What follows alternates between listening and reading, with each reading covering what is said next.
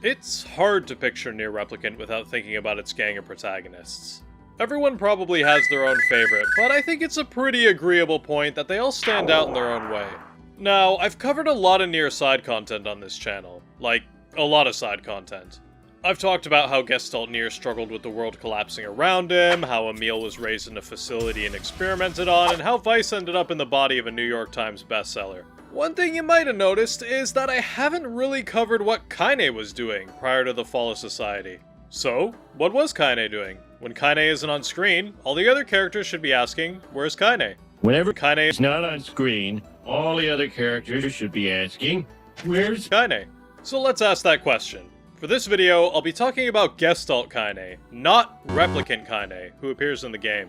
It's important to make that distinction because they really are two different characters. Since he's intertwined with the whole thing, I'll also be talking about Tyrann, or how he was better known at the time, Masayoshi Yuta. Alright, let's get started.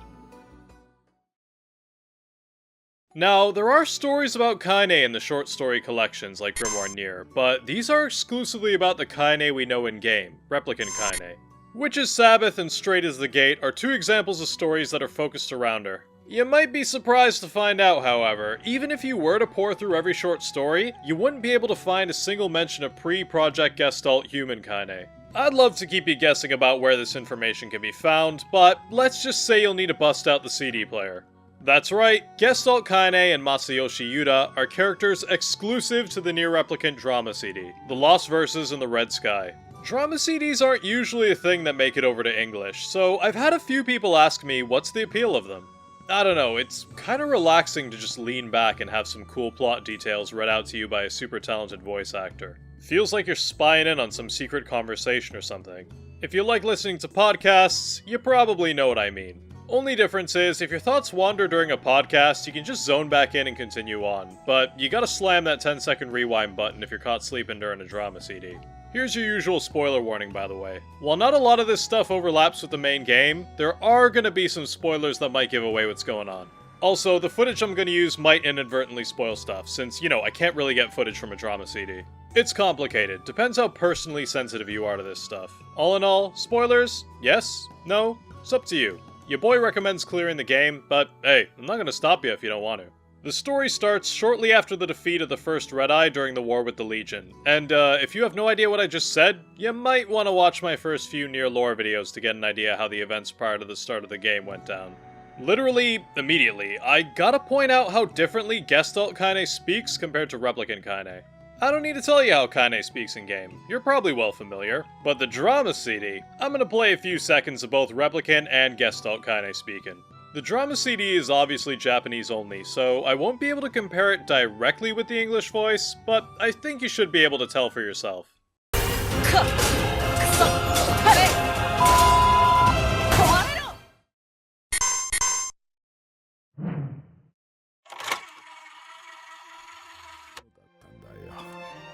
Hi. カーリーおばあ様があの戦争の英雄だったことはみんな知っていることです。おじい様とおばあ様たちがいたから、今私たちが生きていけるんです。Yeah, she speaks in a super feminine voice. I'm pretty sure it was made specifically to be the starkest contrast it could be to the main game. Just like Replicant Kaine, Gestalt Kaine was also raised by her grandmother, Kali, but this time there's a grandfather involved. Something you gotta know is Kaine was born by mixing both her grandmother and grandfather's genes. They were chosen because they were both war heroes who fought against the Legion. Kali was especially a big war hero, so they mixed the pair's DNA with some Legion stuff thrown in for good measure to make a super soldier baby, resulting in Kaine. This technically makes her grandmother and grandfather her mother and father, but she doesn't know that, so she calls them grandmother and grandfather. It's weird, try not to think about it too much. Kali is super harsh on Kaine, probably due to the high expectations she has for her. Grandfather, who doesn't have a name and will be henceforth referred to as grandfather, dotes on Kaine, and usually tries to create peace when Kali gets too heavy-handed. Our first story in the drama CD is one of them situations. Kaine had just received a small dog from her grandfather, right before a high society gala she was meant to take part in. Being too excited with the dog, Kaine failed to behave properly enough for Kali's standards, leading to a fight. Grandfather tries to have Kaine's back, but Kali isn't having it, storming off mid-conversation. あなたはそうやっていつもカイネを甘やかす。私がどれだけ家のことを考えているか。いつまでも成り上がりの軍人家族みたいに思われてて恥ずかしくないんですか？ This gives us a good look at the power dynamic of the family. Kaine ends up apologizing to her grandfather. It's clear that she respects Kali a lot, but she struggles to live up to her expectations. Grandfather asks Kaine to forgive Kali for being harsh on her, saying that the mental and physical scars she got from the war with the Legion hardened her a lot. Kaine treats the situation as her own fault, but they eventually smooth it out when her grandfather lets her know he'll build a house for the dog in the backyard. Through their conversation, we get a perspective into the Legion that a lot of the side material doesn't cover. We know they're created when a human gets White Chlorination Syndrome and makes a pact with a god from another universe, but think about it, this is happening to the people around you. People had to watch as their friends and family, people who they were close to, would turn into their enemy. This would definitely give people on the front lines like Kali some lingering PTSD. We'll get back to the Kaine family sitcom in a sec, but for now, let's switch gears to the other main character of our story. Masayoshi Yuta was a ruthless military commander working for the... hang on a sec. Anomalous Biological Organisms branch of the Japanese Self-Defense Force. Yeah, that took a few takes. Yuta was sent into a lab codenamed Murasaki, which means purple in Japanese. Speaking of Japanese, even though NieR takes place in 2000s Japan, NieR, Emil, Kaine, Kali, etc., they aren't really what comes to mind when you think of Japanese names. Masayoshi Yuta definitely is, and Yona kinda is, if not a bit of a rare name. I don't know, just a thought I had.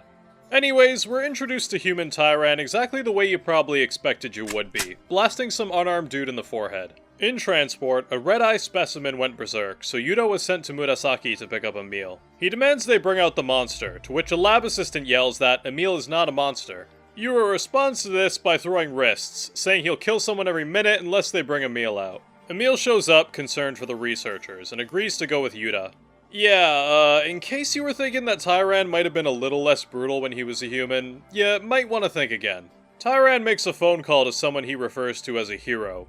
Wonder who that could be. He says, and I quote, 今はあんなババアの警護やってる場合じゃねえってのによ! Clearly not trusting a child that can turn him to stone with a single gaze as he's corner comboing the people he cares about, Yuta hooks Emil up to some kind of power suppression system. After receiving a call giving him the go-ahead to chase after Red-Eye, Yuta heads to Sector B-24. Wonder where that could be. Probably not some place we just heard about, right? Back at the Kaine estate, Kali gets off the phone with someone she's clearly very frustrated with. Don't think I need to tell you who that was. Kaine is off playing with the dog, who she names Shiro, after Shira Yukihime, the Japanese name for Snow White. Shiro is also an extremely common dog name in Japan, but to my surprise, it doesn't crack the top 10. The joke here is Grimoire Weiss is called Shiro no Sho in Japanese.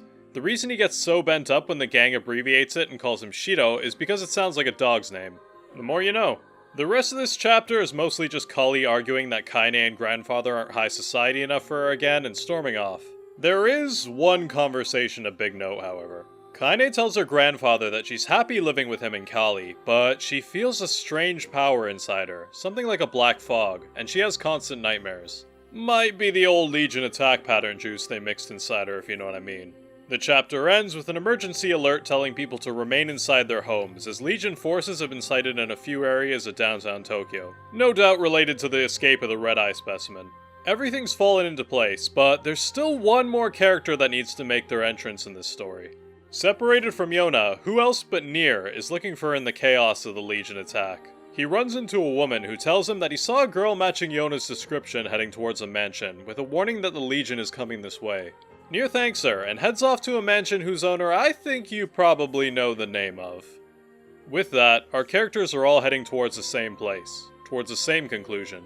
Yuta rolls up to the Kaine house with 62 soldiers, one P-22 robot, an earlier version of BP, the P-33 robot from the main game, and one Emil. Now, grandfather objects to having a literal serial killer stationed in his house, but Kali pulls rank and overrules him. Despite Yuta being unhinged, he seems to treat Kali with respect, at least while they're in the same room. Outside the mansion, Kaine and Shiro find Yona near some bushes, and Kaine invites her inside, knowing the area near the mansion is about to become a war zone. Yuta and his squad engage Red-Eye with the goal of leading it to the mansion, which, by the way, wasn't part of the plan. Kali is upset at this, to which Yuta replies that he never got orders to destroy Red-Eye, only to protect the mansion. Yuta actually plans to capture Red Eye using the P-22 robot, which he can apparently do if he destroys the entire body except the head. A battle plays out, and since we've literally only got sound describing it to us, it's a bit hard to picture. Red Eye seems to have the ability to grow extra arms and drop Legion out of its skin like a Nightmare Pez dispenser. At some point, NieR shows up and is reunited with Yona, meeting Kaine for the first time. In the chaos of the battle, Grandfather gets killed in a pretty similar manner to how Replicant Kaine's grandmother was. Making a judgment call that shit has gone sideways, Yuta decides to abandon the plan to capture Red Eye and busts Emil out, demanding he give Red Eye the old stare down. Knowing there are still people fighting around Red Eye, Emil refuses to open his eyes and petrify them, to which Yuta responds by injecting him with literal drugs. Like, this clip is no longer a joke, this is exactly what happened. Emil starts losing control, and Yuta decides it's time to bail, even leaving the rest of his squad behind. Red Eye, now significantly down on enemies, heads over to Kali and straight up eats her, like no chew swallows her. Kaine sees this, and what with her grandfather getting turned to goo about 3 minutes ago, feels the dark power in her going berserk. She goes over to Red Eye and tears her grandmother out of its stomach, before ripping him up like string cheese with her bare hands. Yeah, Red Eye was defeated, but now we still have two superhumans going berserk in the same room, and they aren't exactly good at discriminating what's a target and what isn't. Emil went berserk in-game and couldn't control his magic, but as far as I know, his only power right now is turning people to stone, so does going berserk just mean he spins his head around really fast? I don't know. Everyone starts panicking until NieR stands in the middle of the room, pleading for them to stop. Turns out, all you had to do was ask nicely, since after NieR does so, they both come to their senses, looking around the room and feeling deep regret over what they'd done. NieR says he felt a connection to them, which is why he reached out. Did this NieR know that thousands of years in the future, different versions of them would all meet up? I don't know. I'll leave the interpretation up to you. So, all's kinda well that ends well with the mansion incident, but what about Masayoshi Yuta?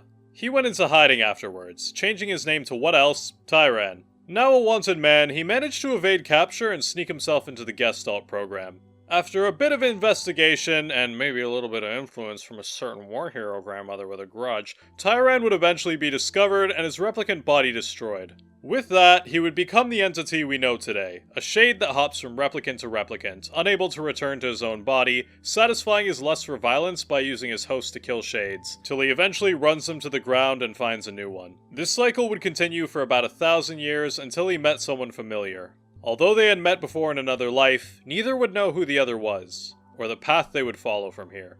This video and the NieR Reincarnation Story 1 are two I made as kind of a thanks for hitting 10k subscribers, and that was a while ago, but yeah, I just wanted to say thanks. I know realistically 10k isn't an insanely huge number, but it is to me, and that's what's important.